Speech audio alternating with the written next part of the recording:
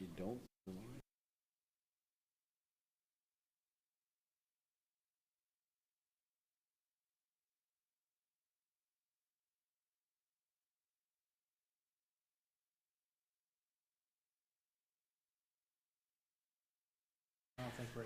Oh, I'm hearing voices. I'm hearing voices from on high telling me we are ready to go. Good evening, everyone. I now call to order the December 12th, 2023 meeting of the City of Sugar Land Planning and Zoning Commission. Good evening, commissioners. Good evening, staff, and everyone watching. We will move on to item 2, public comment. Do we have anyone wishing to address the commission in public comment? We'll move to item 3A, consideration of and action on the minutes of the November 14th, 2023 meeting. Those minutes are in your packets. Any discussion? Motion to approve. I've got a motion to approve. I second. By Commissioner Brown. All right, who second? Who was my second? I wasn't looking. All right, and I've got a second by Commissioner Patel. Any further discussion? All right, please vote.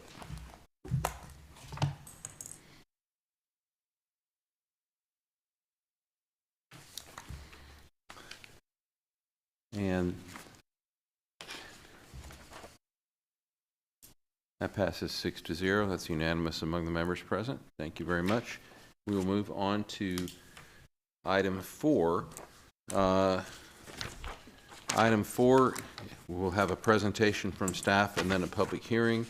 The item is recommendation for proposed amendment to the plan development, final development plan of the Telfair West Business District, Ordinance 1909, to add options for sites to utilize shared parking and construction of shared spaces. Laura Waller is going to present virtually, as I understand it, so we'll receive that presentation, and then we'll open the public hearing. Good evening, Laura. Good evening. All yours. Okay. So we can get started with just an overview of the case. So this is the Telfair West Business District. It is currently authorized under ordinance number 1909, the final development plan for approximately 5 reserves here in this area, including Brisbane Courts. This is going to, the request is to authorize shared parking among the reserves. So that's going to let the patrons of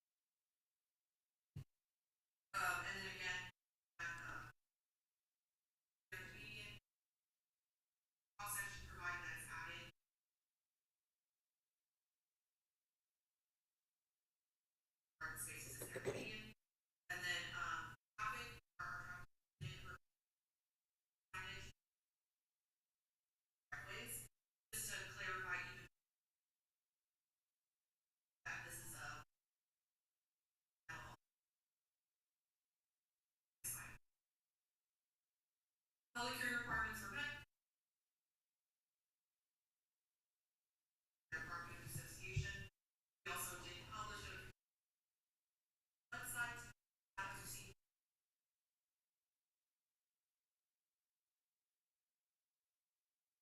Therefore, we do recommend posting that public hearing followed by CNA tonight, and we do support recommendation of approval to the mayor and city council for the amendment of the FDP. We're happy to have take any questions after the public. Okay, thank you, Laura. At this time, I will open the public hearing. We will receive and hear all persons desiring to be heard on a proposed amendment to the Plan Development, Final Development Plan, Telfair West Business District, Ordinance Number 1909, to add the option for sites to utilize shared parking and construction of shared parking spaces in the large median existing on Brisbane Court. The subject property is located along Addison Avenue and Brisbane Court, and includes non-residential developments along US 59 frontage road and abutting the Telfair subdivision, further described as 18.895 acres and platted as Telfair West Business District and FBCPR 2014-0071 and Addison Avenue Street dedication FBCPR 2014-0004.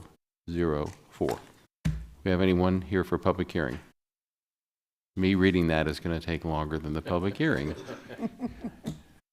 No one for public hearing? Do we receive any written comments?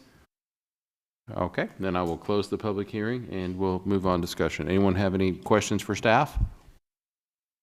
And so here's what I'm going to do. I'm going to reset this. What I used to do before we got out of sync is I would always start on the outside basically and work my way in, starting with people, and I'm not going to say the newer people, but the most recent joinees, and then work our way in. So I want to do that again in an organized fashion so we can receive comments and everyone will know that I'll call on them eventually and we'll have an opportunity to speak. So with that having been said, Commissioner Patel, any questions? Yeah, I have a question. So it's that middle median area where the benches are that we're talking about?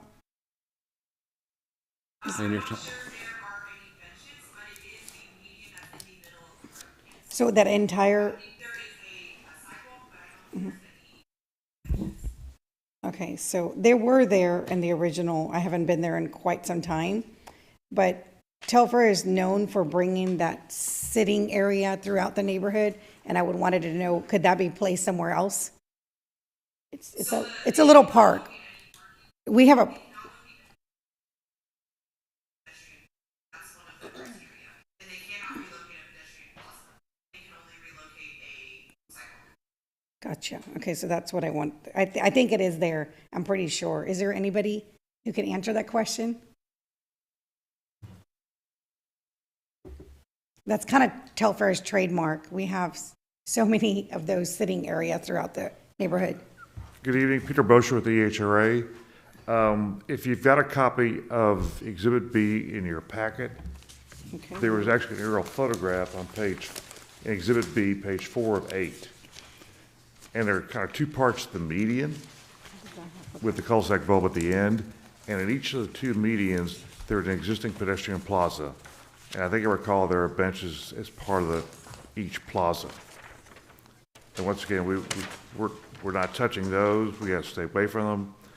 And with a certain distance, minimum distance required to stay away from them.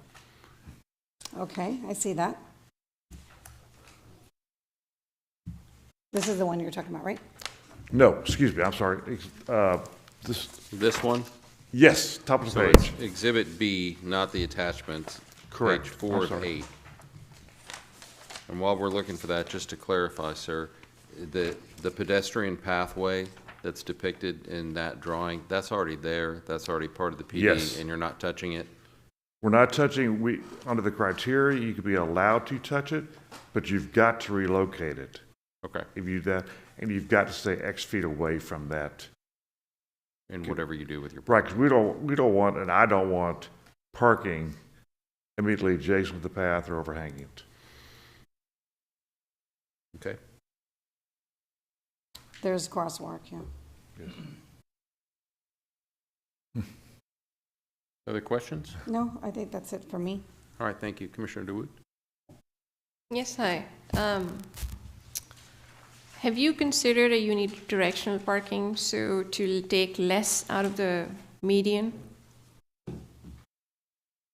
I'm sorry, could you repeat the question? I'm not sure I Have you understood. considered unidirectional parking? So it parks in the direction of the travel. So if I'm going down the road, then I can only park at an angle, but not do a 90-degree, but a 30 or a 45, because that takes, when you do the math, much less out of the median than a 90-degree parking would. And then the second thing to that is that when you're backing out into the street, then you need a much more wider radius to back out in the street versus if you were parked 30 or 45 degree. First part of your question, any parking in the median would be angled Okay. at 60 degrees, which because you're going once again with the traffic flow. Yes. And, Okay. and then that makes for better circulation That was the around question. the bulb. There is no dimension here, so there's no way to tell if you're proposing to park them at 90 or 60. Is there a plan that you have submitted that I overlooked? Farina, in the criteria, it says that they are required to be 60-degree parking. It requires a dimension, it requires dimension for parking spaces in there also. Okay. It's a text. All right. On that same page, above, or below the photograph that we were looking for. Number 8, on the angle at 60 degrees. All spaces shall be angled at 60 degrees. Okay, thank you. Commissioner Brown?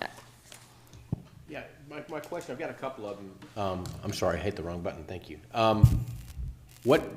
Obviously, when this was developed, I guess there was, at the time, thought to be ample parking. What changed between then and now that you need to add the extra parking? Is it the tendency has changed? One, the uses have not changed, but per city code, different uses require a certain amount of parking. And so with an existing site, you've only got so much parking, which could support only a certain number of uses. As Laura mentioned, or provide more flexibility if you want a use that has a greater demand. So that's what you're attempting to do here, is to Right. pick up the extra parking? Right, and Okay. so any one of the sites could bring in a use or a tenant that has a higher demand than what they have supplied on their site. Okay. By using shared parking. And I'm curious about something. We're putting parking in the median, right? And that's going to make people have to cross streets to get to businesses across from the median, correct?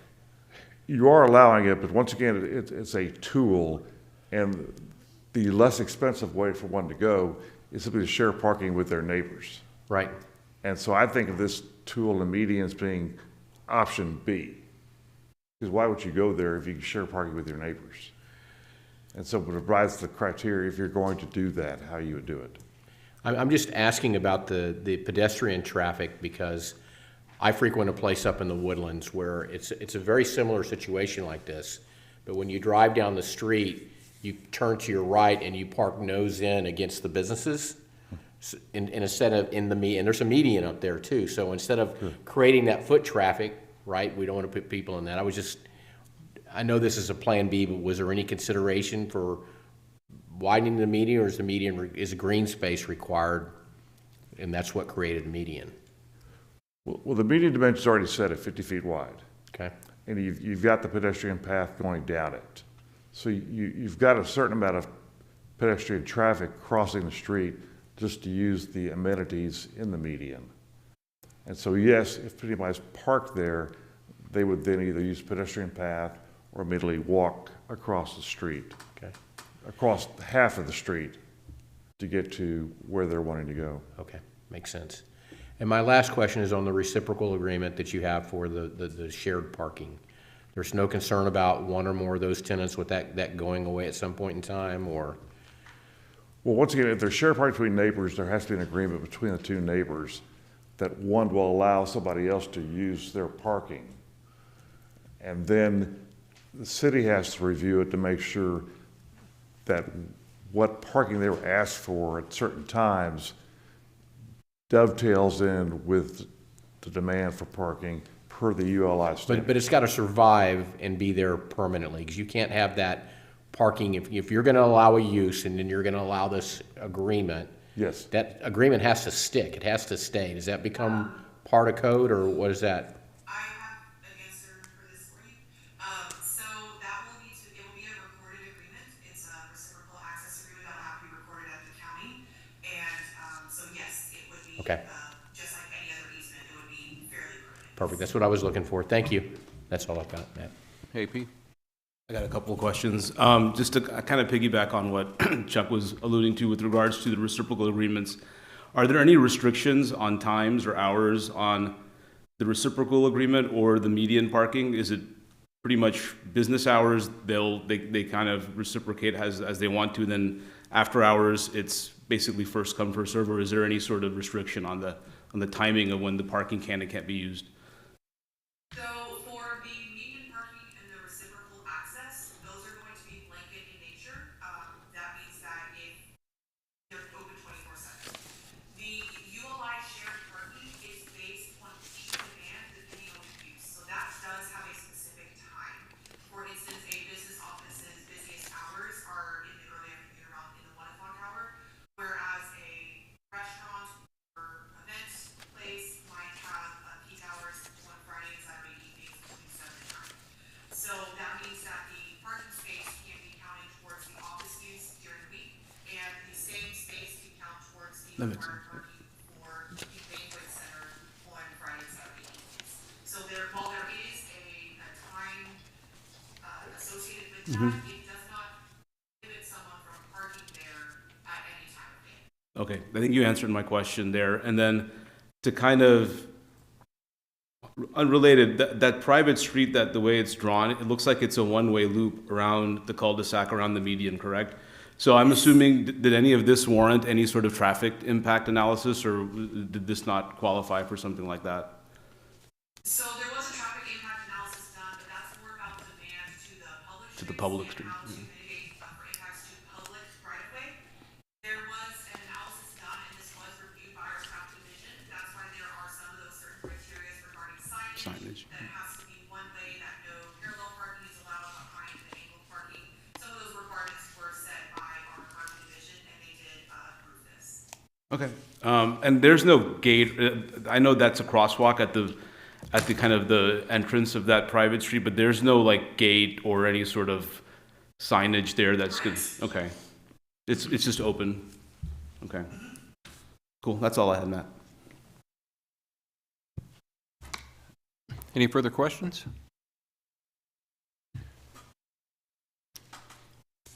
All right, I don't see any reason to not call this, so we'll move on to consideration of and action on a recommendation for the proposed amendment to the plan development. Here's what I'm going to do.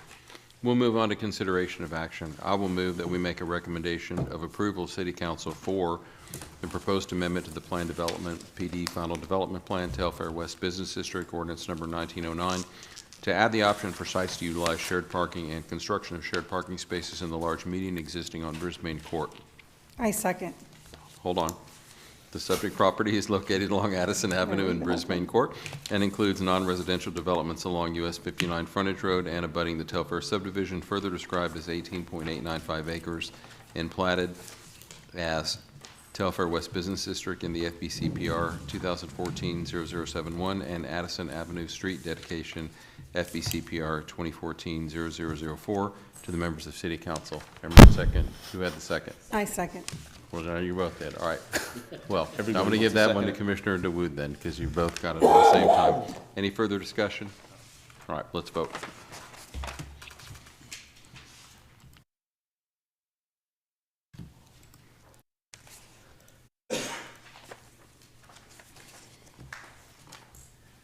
All right, that's 6-0, passes unanimously among members present. Thank you very much. Thank you, Commissioners. Thank you, staff. Thank you for the comments to Commission. And we will move on to item 5A, Planning Zoning Commission Liaison Reports. Who had the City Council meeting on November 21st? And are you here? I had that one. All right. So, mostly a consent agenda. Two items we were familiar with when we looked at the budget last year was the Covington Woods drainage was approved. They're going to begin working on that. And then there was an amendment done on the smoking allowances and the businesses and what smoking would be defined as, and I didn't write it all down, but there was an amendment and it did change it, and we'll see that coming forward with new applications. Thank you, Commissioner Brown. I had the December 5th meeting, so there were a couple items of interest there. The first one is not one that we saw, but I wanted to mention it to you in case you didn't see it. So there was consideration of action on authorization of a development agreement with Pulte Homes of Texas LP for proposed redevelopment in Sugar Land's ETJ, which was pretty substantial Pulte Del Webb community development. So there was some discussion on that, and that passed. And this isn't a complaint, but it's a development agreement. It's not something we saw here in P&Z. It was something that was directly acted by council, but because of the nature of it, I thought it'd be helpful to report that as well. And then the other items that were pertinent to our commission was that there was a public hearing and action on the proposed land use amendment, which y'all are familiar with, pertaining to Lake Point. And then they also considered and acted on the proposed development code amendment for the proposed rezoning of the 69 acres of land along Creek Bend and Flora Daniel from PD to Lake Point Redevelopment District. And those two items were discussed. There was a public hearing. These were further discussed, and those both passed. The concept plan, which we discussed in commission, was not taken up by council at that meeting. So presumably there will be further discussions, and that will get taken up at a later time. So two of those three items were discussed, and those passed. And those were the only items I think that were pertinent to P&Z. All right, 5B, City Staff Report. Sure. Hello, everyone. So this will be our last meeting for the year. We'll be back January 9th. I think we polled all of you guys, and you're all able to attend for our annual orientation and training and the ethics training. So we'll be doing kind of a little different way to do it this year. So that'll be exciting. We have a plat extension also that evening. Not really anticipating anything for the second meeting in January, so we may only have one in January. Thank you for mentioning the development agreement. While you guys don't see that, and that's a council action, you will see the plats. So eventually, in a couple years, we'll be getting back into the subdivision platting business here with the Planning and Zoning Commission. So that'll be exciting. And that's all we have. So thank you, and Merry Christmas, Happy Holidays, New Year, all that. Yes? Real quick, on the 9th, is that 6:30 start time, or we anticipate an earlier start? Great question. Yeah, we will probably poll you guys for an earlier start time. Didn't do that yet because we just wanted to make sure it would work for everyone's schedule, or if we needed to schedule a different one. But yes, probably due to the nature of the item, we will do that. Yep, thank you. All right, thanks very much. Before we adjourn, I want to say a few things. I would like to first thank everyone on the commission for their service. And I also I'm remiss for not mentioning this before in my report. I do want to point out that during the public hearing on the Lake Point rezoning and the amendments to the land use plan, there were at least a couple speakers who addressed City Council who were very complimentary of the work of this commission. They commented that they thought that this group gave very exacting review of the information that was presented to it, engaged quite well with the applicant and with city staff, and made a lot of recommendations. So I want to thank everyone for that, because I think it shows the good work that's being done here. Obviously, I want to thank all the work that staff does day in and day out on a regular basis, not just in conjunction with that item, but at everything that they see and present to us. So thank you very much for that, for your continued professionalism. You all do a great job. And I'd like to wish on a personal note, I'd like to wish everyone a joyous and safe holiday season. If you're traveling, please be safe. I hope you have great holidays, and I look forward to seeing everyone here in 2024, God willing. Do I have a motion to adjourn? Motion. I've got a motion to adjourn by Commissioner Brown. I've got a second by Commissioner Landine. That passes. We are adjourned. Good night, everyone.